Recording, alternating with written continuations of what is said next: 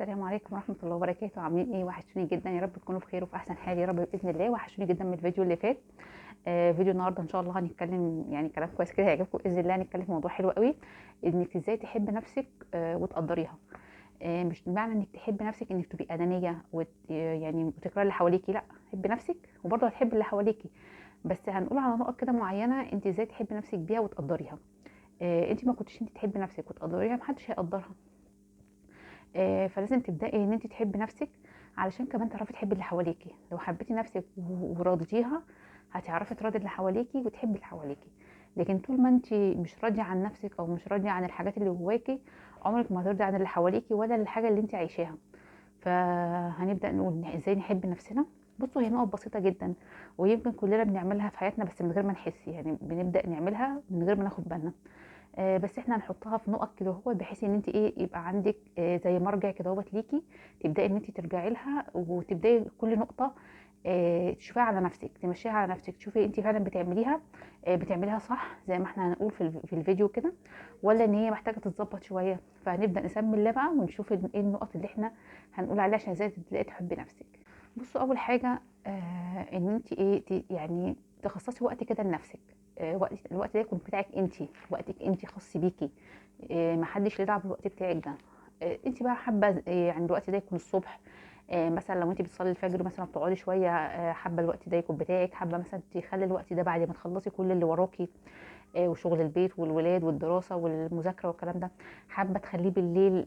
بصي زي ما انت حابه الوقت اللي انت شايفه نفسك هتبقي مرتاحه فيه وهتعرفي تقعدي مع نفسك فيه.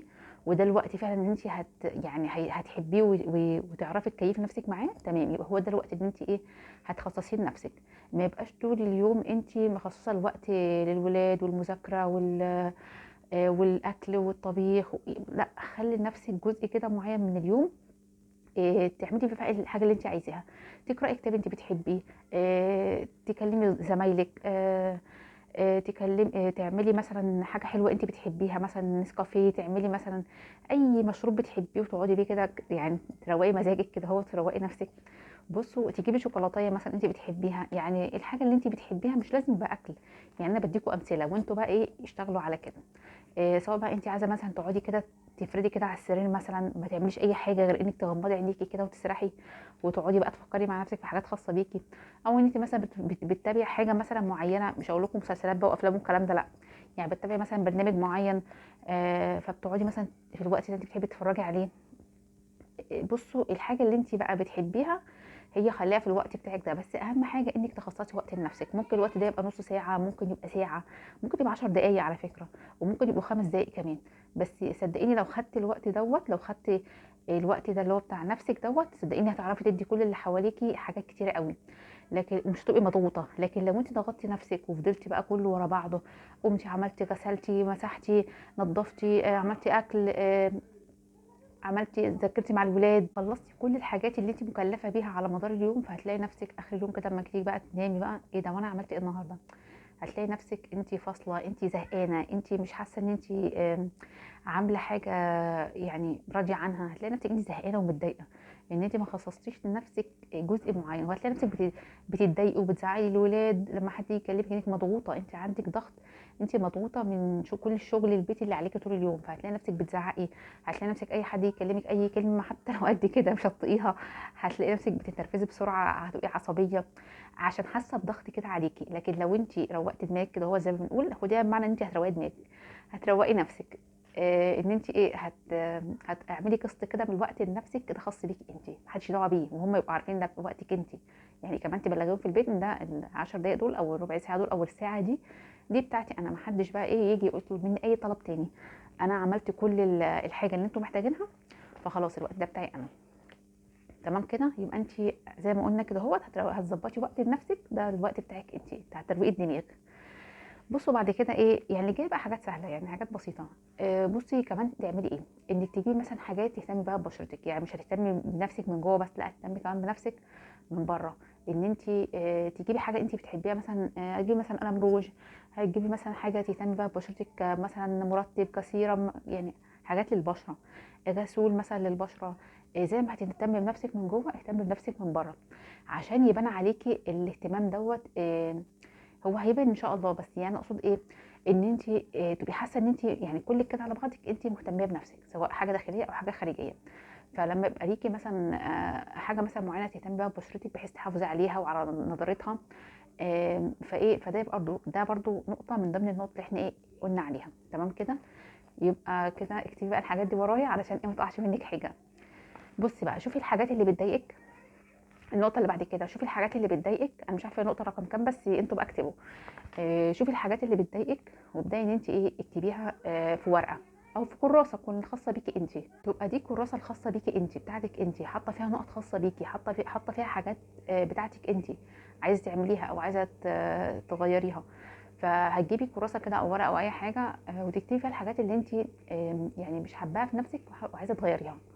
انا مثلا مش حابه العيب ده فيا. كلنا عيوب، سبحان الله، احنا مش ملايكه ماشيه على الارض، احنا كلنا عيوب، بس كل واحد عيبه بيختلف عن التاني. في مثلا واحده عصبيه، في واحده بتتنرفز بسرعه، في واحده بتتكلم كتير، يعني فاهمين؟ فكل واحد فينا في حاجه معينه هو محتاج يغيرها. فلازم الاول نبقى معترفين ان احنا فينا المشكله دي عشان نقدر نغيرها.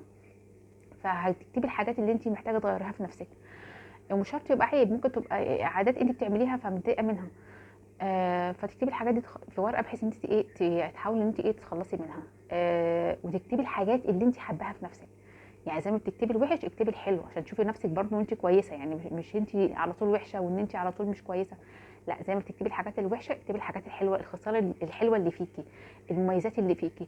فهتلاقي نفسك سبحان الله انت راضيه عن نفسك، انت حابه نفسك كده، انت مبسوطه بنفسك، انت راضيه عن نفسك. ولو رضيتي عن نفسك هترضي عن اللي حواليك كلهم. ابداي اتعلمي حاجه جديده. حطي حاجه جديده في حياتك. ابداي اتعلمي قراءه، لو انت مش بتحبي القراءه ابداي حبيها. مش طبعا مش تيجي من يوم وليله كده، انت يعني ابداي في كتب مثلا تكون انت حابه تعرفي معلومات كده معينه، وابداي في كتب معينه تحببك في القراءه. ابداي اسمعي مثلا دروس. ابداي بصوا، ابداي باي حاجه انت شايفه نفسك فيها. لو انت مثلا بتحبي الكروشيه مثلا وكان نفسك تعلميه من زمان ابداي اتعلميه. آه، بصوا اي حاجه نفسك تتعلميها اتعلميها، بس لازم تحطي حاجه جديده في حياتك، تحطي نوع يعني حاجه جديده كده تحسي ان انت ميزه جديده في حياتك، تحسي ان انت فعلا اتغيرتي بالحاجات الجديده اللي زدتيها لحياتك. بصوا يعني احنا قلنا على كذا نقطه، انا مش فاكره دي النقطه الكام. بس انتوا طبعا سجلوها واكتبوها وكده. ابداي اكتبي الحاجات اللي بتفرحك. انت مثلا شايفه مثلا لو شربتي كوبايه نسكافيه انت هتفرحي، لو جابوا لك مثلا بسكوته معينه هتفرحي. او لو جبت لنفسك، مش شرط حد يجيب لك. او لو جبتي مثلا شوكولاته معينه انت دي هتبسطك. فاهمين؟ انا بكلمكم في حاجات بسيطه، انتوا بقى عارفين الحاجات التانية انتوا ايه ممكن يبسطكم. انا بديكم امثله بس يعني عامه يعني. ابداي اكتبي الحاجات اللي انت بتفرحك وابداي اعمليها. مش لازم تعمليها كلها مره واحده، ممكن النهارده اعمل حاجه، بكره حاجه، او الاسبوع الجاي حاجه. عشان تراضي نفسك. يعني انت لو ما كنتش تراضي انت نفسك مش هتعرفي تراضي اللي حواليكي. فانت لو عايزه تراضي اللي حواليكي وتحبي اللي حواليكي، حبي نفسك الاول، بس ما تبقيش انانيه. ابعدي انك تكوني انانيه خالص. لازم تدي كل واحد حقه. يعني ما تقوليش لا دي بتاعتي، لا دي خاصه بيا، لا، لازم برضو يبقى كل واحد واخد حقه. فابداي حبي نفسك وارضي عن نفسك وقدريها علشان اللي حواليك يبداوا يحبوكي وتعرفي تحبيهم ويحبوكي وتقدريهم ويقدروكي. بس فده كده كان فيديو النهارده، يا رب ان شاء الله يكون عجبكم واستفدتوا منه. لو عجبكم عايزين تحطوا لي لايك وسبسكرايب للقناه وتفعلوا رمز الجرس، واشوفكم على خير في فيديو جديد، ومع الف سلامه حبايب قلبي.